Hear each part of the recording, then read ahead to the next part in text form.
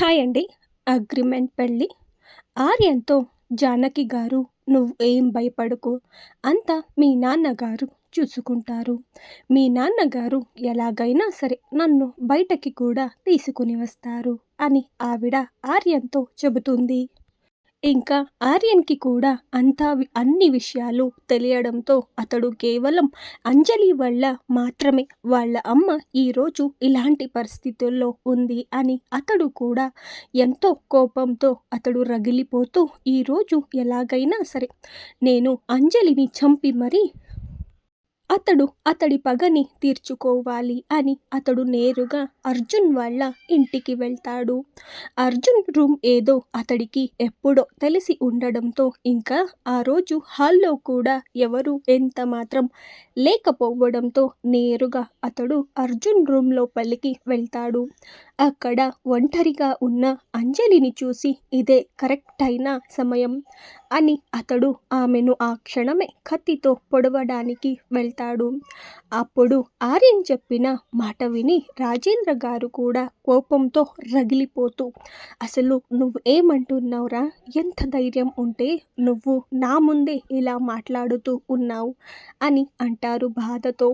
అప్పుడు ఆర్యన్ కూడా అక్కడే ఉన్న రాజేంద్ర గారిని చూస్తూ hello my dear so called X daddy, నేను ఇలాంటి విషయాల్లో అసలు నీతో తమాషా చెయ్యడానికి ఇంకా నేనేమైనా చిన్న పిల్లవాడినా? ఈ విషయం నాకు కూడా ఈరోజే తెలిసింది. నాకు ఈ విషయాన్ని మా అమ్మ నాకు ఇప్పుడే చెప్పింది. నీకు ఇంకా డౌట్ ఉంటే నువ్వు కావాలంటే ఈ విషయాన్ని నీ కోడలిని కూడా నువ్వు అడుగు. మా నాన్నని నీ కోడలికి అంతా చెప్పేశాడు అని అంటాడు ఆర్యన్. అప్పుడు ఆ మాటలని విన్న రాజేంద్ర గారు అక్కడే కుప్పకూలిపోతారు బాధతో. నువ్వు కూడా ఎలా ఇలా ఇంత నీచంగా మీ అమ్మలాగా అసలు తయారయ్యావు? అసలు మీ అమ్మ కూడా ఒక ఆడదేనా?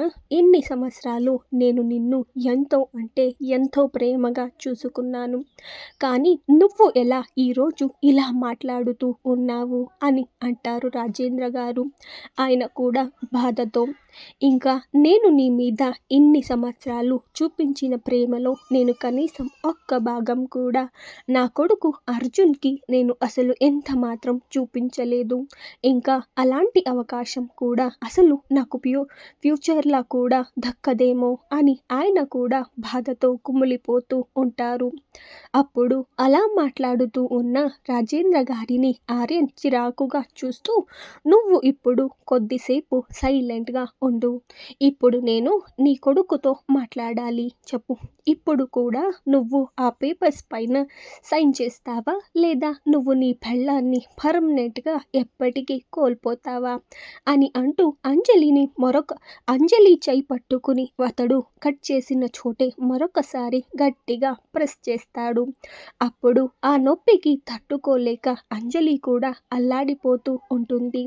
అప్పుడు అర్జున్ కూడా లేదు నేను ఆ పేపర్స్ పైన సైన్ చేస్తాను, ఇంకా నువ్వు ఆ అంజలిని ఏం చెయ్యకు అని అంటూ అతడు అక్కడే ఉన్న ఆ పేపర్స్ని అతడి చేతుల్లోకి అతడు తీసుకుని సైన్ చేయడానికి అతడు వెళ్తూ ఉంటాడు. అప్పుడు అంజలి అర్జున్తో అర్జున్, నువ్వు ఎంత మాత్రం ఆ పేపర్స్ పైన నువ్వు సైన్ చెయ్యొద్దు. అది నువ్వు ఇంకా అత్తయ్య ఇద్దరూ కూడా కష్టపడి సంపాదించారు. మీ కష్టాన్ని ఇంకా మీ ఆస్తిని ఇలాంటి నీచుడికి మీరు అసలు ఎంత మాత్రం ఇవ్వద్దు అని అంటుంది అంత బాధలోనూ. అప్పుడు అంజలిని చూసిన అర్జున్, అంజలి నీకు ఏం తెలియదు, ఇంకా నువ్వు సైలెంట్గా ఉండు అని అంటూ అతడు కూడా సైన్ చేయడానికి వెళ్తూ ఉంటే అప్పుడు అంజలి కళ్ళతోనే అర్జున్కి చెబుతుంది నువ్వు ఆర్యన్ని మాట్లాడిస్తూనే ఉండు అని. అప్పుడు అంజలి సైగని అర్థం చేసుకున్న అర్జున్ కూడా తన ముందు ఉన్న ఆర్యన్తో, ఆర్యన్, నేను ఈ పేపర్స్ పైన సైన్ చేసిన తర్వాత నువ్వు అంజలిని వదిలేయాలి. మళ్ళీ నువ్వు నాతో ఎలాంటి గేమ్స్ నువ్వు అసలు ఎంత మాత్రం ఆడకూడదు అని అంటాడు అర్జున్. అప్పుడు ఆ మాటలిని విన్న ఆర్యన్, అయితే సరే, నువ్వు త్వరగా ఈ పేపర్స్ పైన సైన్ చేయి, నేను కూడా ఇక్కడి నుంచి వెళ్ళాలి త్వరగా అని అంటాడు ఆర్యన్. అతడు అలా మాట్లాడుతూ ఉంటే అప్పుడు అంజలి అతడిని ఒక్క క్షణంలో గట్టిగా వెనక్కి తోసి మరి నేరుగా అర్జున్ దగ్గరికి పరిగెత్తుకుంటూ వెళ్ళి హత్తుకుంటుంది. అంజలి అలా ఒక్క క్షణంలో అతడి నుంచి తప్పించుకోవడంతో కోపంతో రగిలిపోయిన ఆర్యన్ కూడా ఆ కత్తిని నేరుగా అంజలి వెళ్తున్న చోటుకి విసురుతాడు. దాన్ని చూసిన అక్కడున్న వాళ్ళందరూ కూడా కంగారుగా అంజలి అని గట్టిగా అరుస్తారు. కానీ ఆ క్షణంలో అర్జున్ ఆ కత్తి పట్టుకుని అంజలికి అసలు ఏమాత్రం గాయం కూడా కాకుండా అతడు చూసుకుంటారు. అందరూ అలా గట్టిగా అరవడంతో ఎక్కడ ఆ కత్తి ఆమెకు గుచ్చుకుంటుందో అని భయంతో ఆమె కళ్ళు మూసుకుని ఉంటుంది. ఆమెకు ఎంతసేపటికి కూడా ఆ కత్తి ఏమాత్రం తాకకపోవడంతో అప్పుడు ఆమె మెల్లిగా కళ్ళు తెరిచి చూస్తుంది. ఒక చేతిలో అర్జున్ కత్తిని పట్టుకుని అలాగే మరొక చేతిలో ఆమెను పట్టుకుని ఉంటాడు. అలాగే తన ముందు ఉన్న ఆర్యన్ని కూడా అతడు కోపంతో చూస్తూ కోపంతో రగిలిపోతూ ఉంటాడు. ఆ కత్తి అప్పుడు అతడు పట్టుకోవడం వలన అతడి చేతి నుండి కూడా రక్తం కూడా కారిపోతూ ఉంటుంది. అప్పుడు దాన్ని చూసిన అంజలి కూడా అర్జున్, రక్తం వస్తూ ఉంది అని గట్టిగా అరుస్తుంది బాధతో. అప్పుడు అర్జున్ కూడా ఆ కత్తిని కిందకి వదిలేసి అక్కడే ఉన్న అర్జున్ వాళ్ళ నానమ్మని అతడు చూస్తూ, నానమ్మ, నువ్వు త్వరగా అంజలిని లోపలికి తీసుకుని వెళ్ళు, అలాగే నువ్వు త్వరగా డాక్టర్కి కాల్ చేసి ఆమెకు ట్రీట్మెంట్ని కూడా మీరు ఇప్పించండి. నేను ఈరోజు వీడికి కొంచెం బుద్ధి చెప్పిన తరువాత నేను మళ్ళీ వస్తాను అని అంటూ అతడు నేరుగా ఆర్యన్ దగ్గరికి వెళ్ళి అతడి మొహాన్ని కోపంతో రగిలిపోతూ పగలగొడుతూ ఉంటాడు కోపంతో. ఆర్యన్ కూడా ఆ దెబ్బలని తట్టుకోలేక అర్జున్తో, అర్జున్ ప్లీజ్ నన్ను వదిలేయ్, ఇక నేను ఏమాత్రం ఈ దెబ్బలని తట్టుకోలేను అని అతడు అర్జున్ని బ్రతిమిలాడుతూ ఉంటాడు. అప్పుడు అర్జున్ కూడా ఆర్యన్తో, నేను నీకు ముందే చెప్పాను కదా, నువ్వు ఇక్కడి నుంచి వెళ్ళిపో, నా చేతుల్లో నువ్వు ఈరోజు చచ్చిపోతావు అని, కానీ నువ్వు నా మాటని అసలు ఎంత మాత్రం లెక్క చెయ్యలేదు కదా, ఇప్పుడు ఇలానే దెబ్బలు తిను అని అంటూ అతడి మనసుకి వచ్చినట్లు అతడిని అర్జున్ కొడుతూనే ఉంటాడు. అర్జున్, మీ అందరికీ ఎందుకు ఇంతలా ఆస్తి పిచ్చి పట్టింది? అది కష్టపడి సంపాదిస్తే అప్పుడు తెలుస్తుంది మీకు కూడా ఆ ఆస్తి విలువ ఏంటో అని.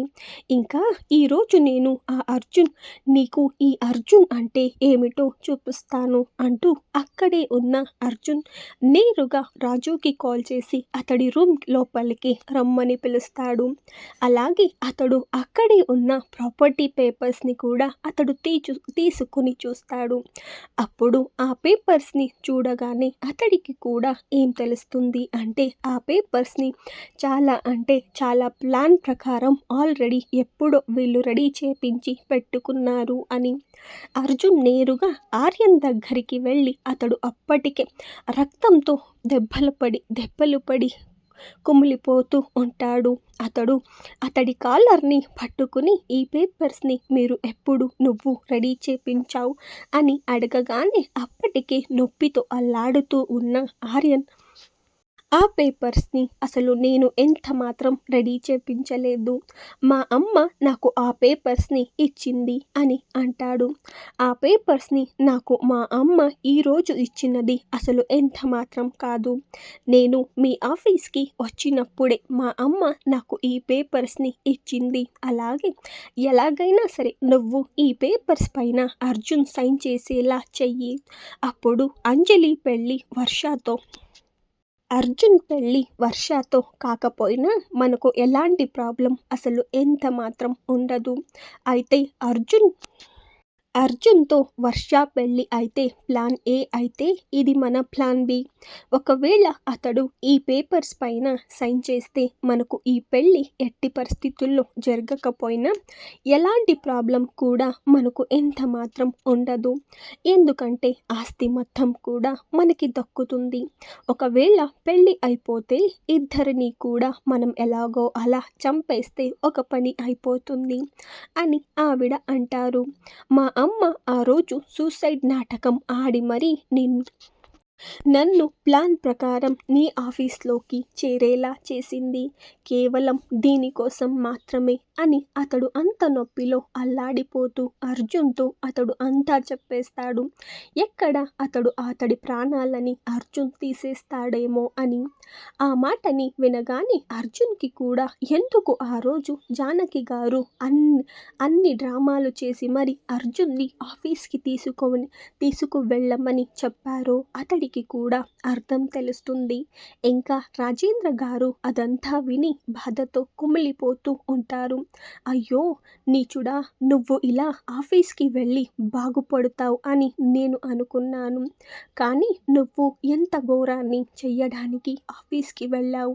నువ్వు ఇంకా మీ అమ్మ ఈ జీవితంలో అసలు ఎంత మాత్రం బాగుపడరు అని ఆయన కూడా బాధతో కుమిలిపోతూ ఉంటారు. ఇంతలోపే అక్కడికి రాజు కూడా వస్తాడు. అప్పుడు నేరుగా రాజు అర్జున్ని చూస్తాడు.